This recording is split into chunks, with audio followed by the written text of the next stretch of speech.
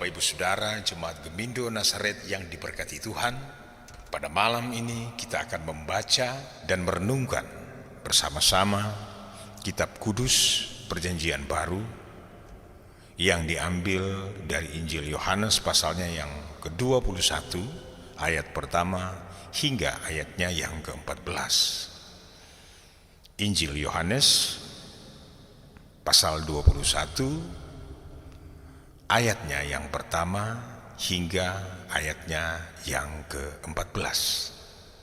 Jika kita sudah menyiapkan buku Alkitab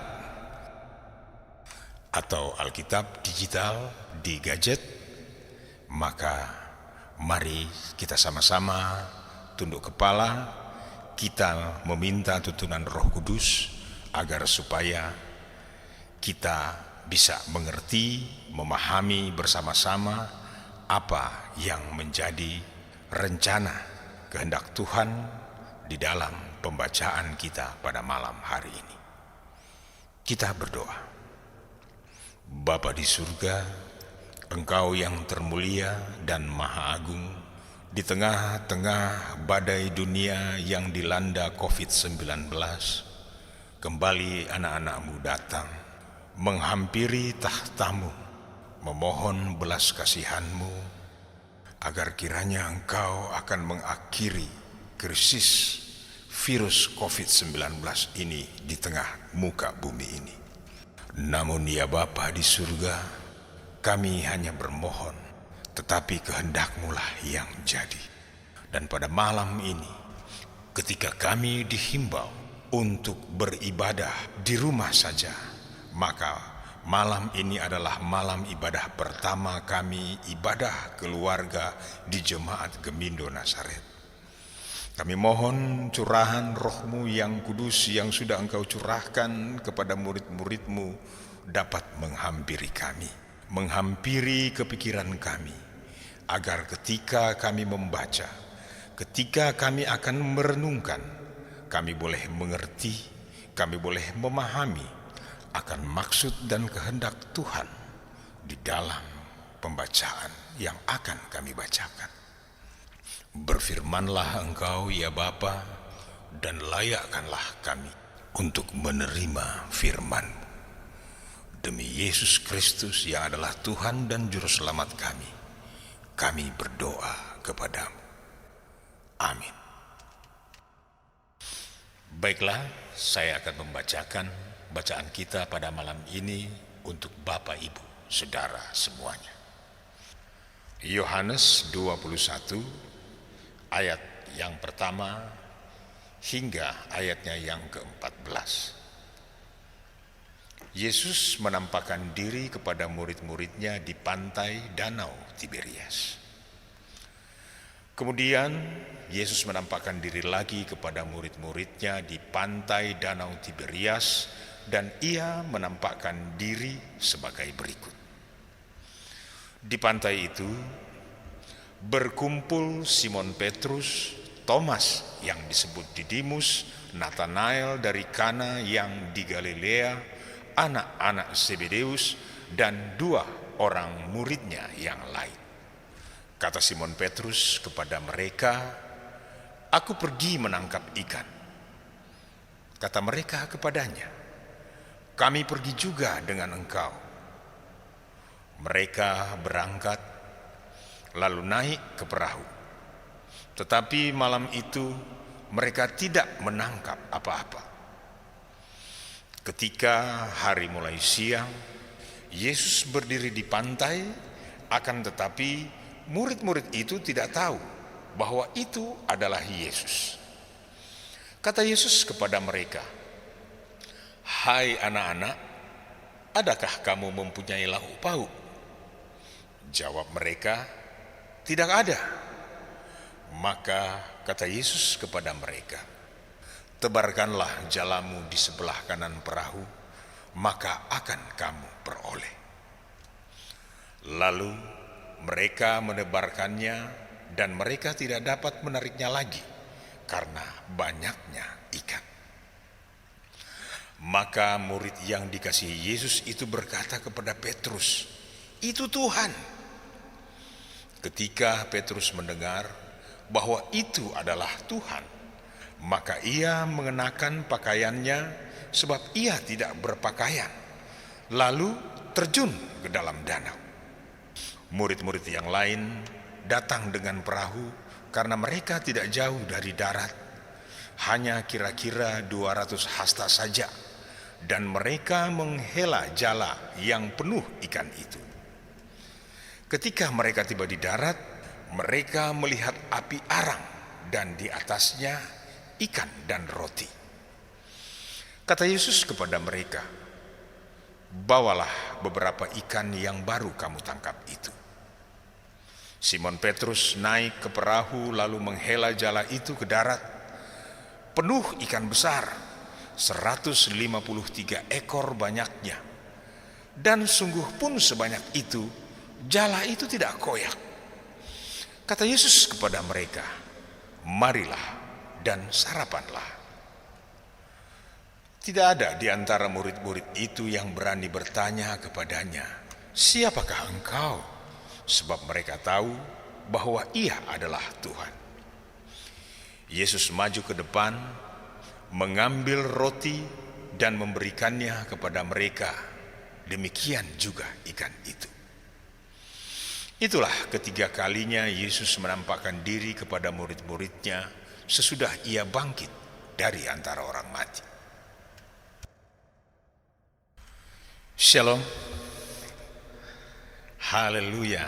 Semoga malam ini kita semua jemaat Gemindo Nazaret penuh dengan sukacita. Karena walaupun kita dibatasi untuk bersekutu secara bersama-sama di rumah Tuhan, kita masih tetap dilayakkan Tuhan untuk membangun suatu hubungan persaudaraan di tengah-tengah keluarga yang mungkin ketika kita masih diberikan kesempatan oleh Tuhan untuk beribadah di gereja atau untuk kebaktian-kebaktian lainnya, baik kategorial maupun kebaktian ibadah rumah tangga. Mungkin selama belum terjadi pandemi COVID-19 ini, hubungan kita di dalam satu persekutuan keluarga sudah jarang terjadi di tengah-tengah atau di dalam rumah. Seperti saya yang sudah menjalankan bertahun-tahun jarang beribadah di rumah bersama istri dan anak-anak. Namun lewat pandemi COVID-19 ini, Tuhan mengajarkan kita serta mengingatkan kita bahwa keluarga di atas segala-galanya. Bapak, Ibu, saudara-saudara yang kekasih di dalam Tuhan, bacaan kita pada malam hari ini menunjukkan kepada kita bagaimana para rasul kembali ke keseharian mereka, hidup sebagai nelayan. Atau bahasa kita sekarang ini atau bahasa saya, kembali ke habitatnya. Bapak, Ibu, jemaat saudara yang kekasih di dalam Tuhan, Petrus dan kawan-kawan masuk danau untuk menangkap ikan. Tapi mereka tidak menangkap apa-apa sepanjang malam itu. Itu yang gambaran dari pembacaan kita. Pengalaman malam itu membuat mereka kembali ke darat tanpa hasil. Namun di pantai itu telah berdiri Yesus yang bangkit, yang tidak lagi mereka kenal. Karena hati dan mata mereka tak mampu melihat kemuliaan daripada Yesus yang bangkit dari antara orang mati. Bapak, Ibu, saudara yang diberkati Tuhan, pembacaan kita malam ini kembali mengingatkan kita bahwa penampakan Yesus di tepi danau Tiberias itu adalah Yesus yang sama, yang juga hadir dalam keluarga, dalam keseharian hidup kita, dalam tugas dan pelayanan kita, dan juga ketika kita gagal dan tidak memperoleh hasil apa-apa dari setiap apa yang kita kerjakan dan apa yang kita perjuangkan. Tetapi kadangkala kita tidak menyadari kehadiran Yesus yang menggunakan tangan orang lain untuk memberikan jalan keluar kepada kita yang dirundung masalah. Kadangkala kita salah menilai sehingga pemikiran-pemikiran negatif yang selalu keluar daripada kita. Karena apa? Karena mata kita tertutup sehingga kita tidak bisa membedakan. Kenapa tidak bisa membedakan? Karena kita sudah kembali ke habitat. Habitatnya apa? Iri hati, dengki, segala macam negatif lahir di dalam pemikiran kita. Hal ini sama terjadi di tepi Danau Tiberias. Para murid kembali ke habitatnya. Sehingga Petrus berkata, "Aku pergi menangkap ikan." Dan yang lain pun berkata, "Kami pergi juga dengan engkau." Nah, Bapak Ibu Saudara-saudara yang kekasih, mungkin kita akan bertanya, kok enggak nyambung ya iri hati dengan nangkap ikan? Memang tidak nyambung kalau iri hati dengan nangkap ikan. Tetapi mari kita renungkan bersama. Petrus dan saudara-saudaranya kembali ke habitatnya, kembali menjadi nelayan ketika Yesus sudah tidak bersama-sama dengan mereka. Itulah yang akan terjadi dengan kita. Ketika kita sudah tidak menempatkan Yesus di dalam hati kita, di dalam kehidupan kita, sudah pasti terjadi. Kita akan kembali ke habitat. Dan apa yang terjadi? Apapun yang akan kita kerjakan, apapun yang akan kita usahakan, akan sama seperti Petrus dan saudara-saudaranya. Di ayatnya yang ketiga bagian B, mereka berangkat lalu naik ke perahu, tetapi malam itu mereka tidak menangkap apa-apa. Coba kita teruskan lagi pembacaannya di ayat yang keempat dan seterusnya.